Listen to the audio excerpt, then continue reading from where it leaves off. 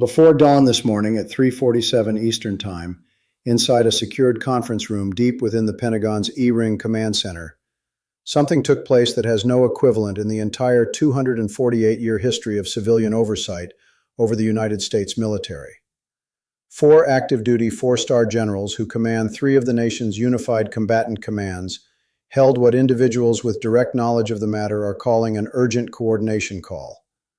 Two people who were personally briefed on the discussion, and one senior defense official who examined the classified after-action report, have confirmed that the generals openly addressed their constitutional obligation to decline specific categories of orders being transmitted from the White House. This is not a drill. This is not political posturing. This is the moment when the uppermost tier of American military leadership began showing fractures under directives that the country's most senior officers believe have crossed from contentious policy into straightforwardly unlawful commands. The significance of what took place at 3:47 in the morning is impossible to exaggerate. This is not simply a story about defense policy or courtroom procedure. It represents a serious stress test of whether the constitutional framework of checks and balances can continue to function when the person occupying the Oval Office operates as though those constraints have no application to him. Three independent sources confirmed the central substance of the conversation. Two were senior defense officials briefed on the call shortly after it ended, and the third was a congressional staff member assigned to the Senate Armed Services Committee, who received a classified summary earlier this morning. According to the formal readout sent through secure communication systems at 6:14 this morning, the four generals participating were the commanders of United States Northern Command, United States Southern Command, United States Indo-Pacific Command, and United States Strategic Command. These officers are not mid-level administrators. They are four-star generals bearing responsibility for defending the American homeland, directing operations across Latin America, sustaining military readiness across the Pacific, and protecting the country's nuclear arsenal. Their discussion ran for 47 minutes. One person who reviewed the transcript summary reported that the word unconstitutional appeared 6 separate times during the call, that the phrase illegal order was used 4 times, and that the term impeachment liability came up on 2 occasions. These were not passing complaints about policy direction. This was the nation's highest military commanders conducting a serious legal examination of the boundaries of their obligation to execute presidential instructions. The chain of events that produced that early morning call was not sudden. It developed across 3 weeks of mounting tension between the White House and the senior leadership at the Pentagon, all of it observed and recorded by individuals who understood in real time that they were watching a historic deterioration unfold. On January 8, 2026, the president delivered a nationally televised address from the Oval Office in which he declared what he described as a national security emergency, necessitating immediate federal intervention in 3 American cities with elevated crime rates: Portland, Chicago, and Philadelphia. During that address, he raised the possibility of deploying active-duty military personnel as an enforcement tool, claiming that local officials had shown themselves to be either unwilling or incapable of restoring order. Within 90 minutes of that speech, Joint Chiefs Chairman General Marcus Caldwell issued an unusually direct public statement, making clear that no deployment instructions had arrived through official military channels, and that any orders of that nature would require comprehensive legal review before being carried out. A sitting chairman of the Joint Chiefs almost never issues a public correction of a presidential address unless the relationship between civilian and military leadership has deteriorated to a foundational level. On January 11th at 6:47 in the morning, the president published a social media post criticizing General Caldwell by name, characterizing him as a timid bureaucrat who cared more about his personal standing than about protecting American cities. The post raised the possibility that new Pentagon leadership might be warranted. Within hours, 3 former Joint Chiefs chairmen drawn from both political parties published a joint statement standing behind Caldwell and underscoring that military officers take their oath to the Constitution rather than to any individual who happens to hold elected office. Retired 4-star generals were openly and publicly siding with an active-duty chairman against direct presidential criticism, delivering an unmistakable message to every current commander that the military institution would support them if they found themselves in an untenable position. On January 14th, the Secretary of Defense, whom sources describe as having been progressively excluded from White House decision-making, held what those present called a strained video conference with all unified combatant commanders. Two participants confirmed that the Secretary explicitly reminded everyone on the call of their duty to refuse unlawful orders, invoking the post-World War II Nuremberg principles, which established that military personnel cannot use obedience to superior authority as justification for carrying out illegal acts. One person who attended described the mood as deeply somber, with commanders recognizing they were being given practical guidance for handling what might become a genuine constitutional emergency. Then on January 16th, 5 days before the critical early morning call, the White House quietly reassigned 3 senior Pentagon career officials who were specialists in military law and operational planning. These were not rotating political appointees. They were seasoned institutional professionals whose expertise had been built over years of service. Their removal created what one former defense official described as a complete gap in legal review capacity at the precise moment when that capacity was most critically needed. The reassignments were processed through personnel mechanisms that circumvent Senate confirmation, allowing them to occur without any congressional awareness or public disclosure. Sources familiar with the situation report that the 3 specialists were replaced by individuals whose principal qualification appeared to be personal loyalty to the president, rather than any meaningful background in military justice or constitutional law. This was not a normal staffing rotation. It was a deliberate dismantling of the internal oversight mechanisms designed specifically to prevent unlawful orders from moving through the chain of command to field units. On January 18th, 3 days before the early morning call, the President convened an off-the-record meeting at Mar-a-Lago with a small circle of political advisors and a newly appointed Pentagon liaison officer, whose total military service amounts to less than 2 years in a non-combat administrative role. A person with knowledge of the meeting said the President expressed anger at what he characterized as military resistance to legitimate directives, and discussed potential ways to remove senior officers he believed were engaged in what he called a quiet coup against his authority. The conversation returned repeatedly to the claim that Eisenhower had dismissed MacArthur, a reference to President Truman's 1951 removal of General Douglas MacArthur during the Korean War, though sources noted that the President attributed the action to the wrong president, and that the historical parallel does not accurately apply because MacArthur was removed for open public insubordination, rather than for declining to execute orders he considered unlawful. That sequence brought us to last night at 11:23, when the directive was sent through secure channels to every unified combatant command, producing what followed as the most severe breakdown in the relationship between civilian and military leadership in the modern era. People who reviewed the directive report that it contained precise deployment instructions, with timelines measured in hours rather than days.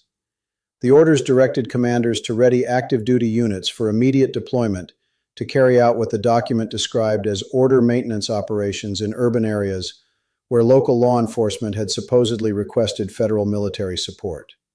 The critical finding that 3 independent sources all emphasized is this: when Pentagon legal staff attempted to verify those requests by reaching out to state governors and local officials, they found that no such requests had ever been made. The governors of Oregon, Illinois, and Pennsylvania had not requested federal military assistance of any kind.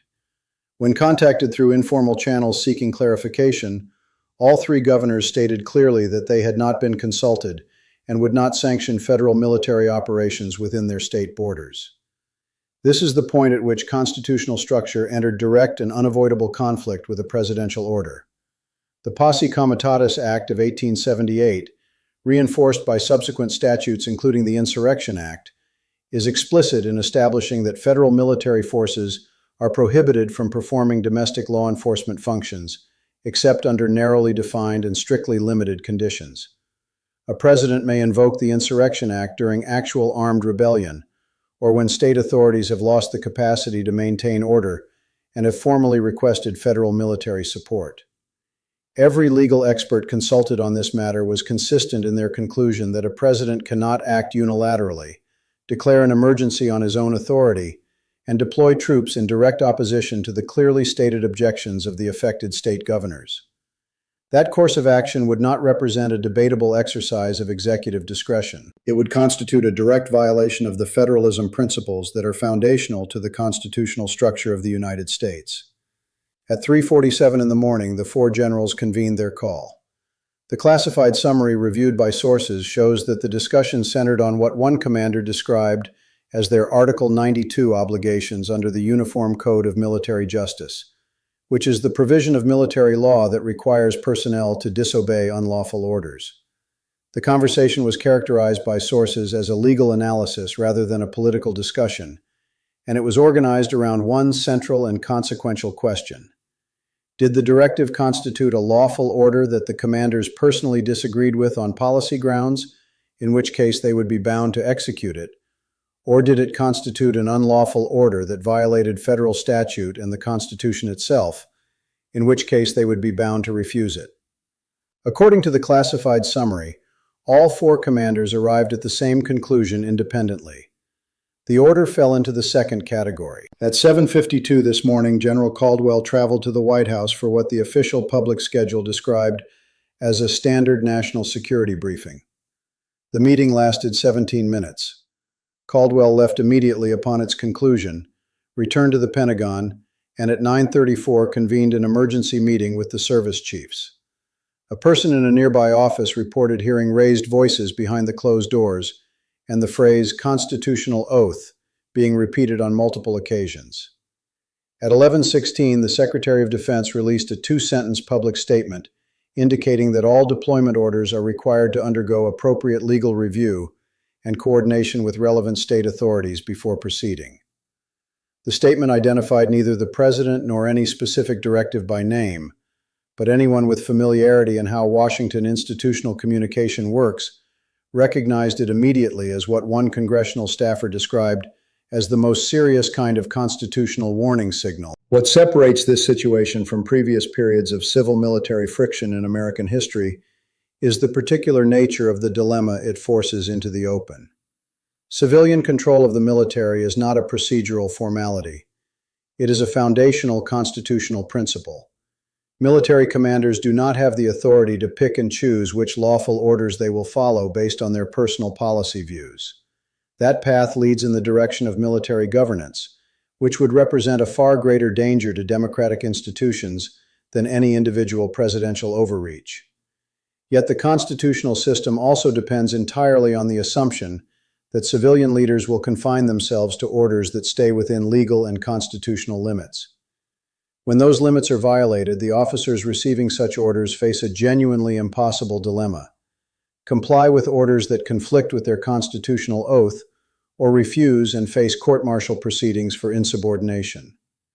The constitutional framework was never designed to function in an environment where a president systematically issues what senior commanders assess as illegal directives and then frames legitimate legal refusal as personal betrayal, rather than as the proper discharge of a sworn duty. The situation continues to develop in alarming directions. Two sources on Capitol Hill report that the White House has initiated quiet discussions with sympathetic members of Congress about the possibility of legislation that would modify the Posse Comitatus Act to broaden presidential authority over domestic military deployments. An early draft circulating among congressional staff would grant the president sole authority to determine when local officials have failed to preserve public order, eliminating the existing requirements for a governor's formal request and an official emergency declaration. Constitutional scholars who have reviewed the proposal describe it as fundamentally at odds with federalism principles and almost certainly unconstitutional, regardless of whether it successfully passes through the normal legislative process.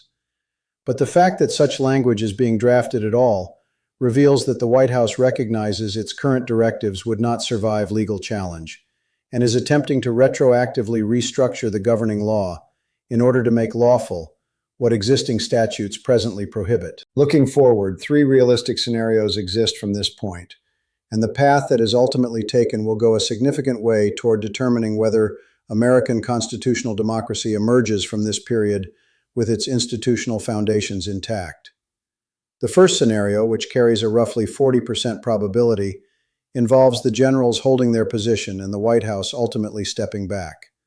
When combatant commanders stand together in refusing to execute an order, an implementation impasse results. A president does not have the physical ability to deploy troops whose commanding generals will not move them. Faced with unified institutional resistance and the real possibility of mass resignations that would create an actual national security emergency, the White House quietly withdraws the directive, frames it as a miscommunication or misunderstanding, and moves on to other matters. The constitutional system survives, but the experience leaves a damaging precedent in place. Future presidents of either party will have learned that constitutional limits can be tested, and that retreat only becomes necessary when resistance reaches a level that cannot be managed through pressure or personnel changes. Even this most favorable available outcome lays bare the degree to which the institutional guardrails have weakened. The second scenario, carrying a roughly 35% probability, produces a full constitutional crisis through a cascade of resignations. The White House declines to withdraw the directive and instead moves to remove commanders who refuse compliance. General Caldwell submits his resignation in protest. Combatant commanders maintain their refusal and are relieved of command. Service chiefs with deep loyalty within their respective branches face the most difficult decisions of their careers, weighing support for their fellow commanders against preservation of the formal military chain of command.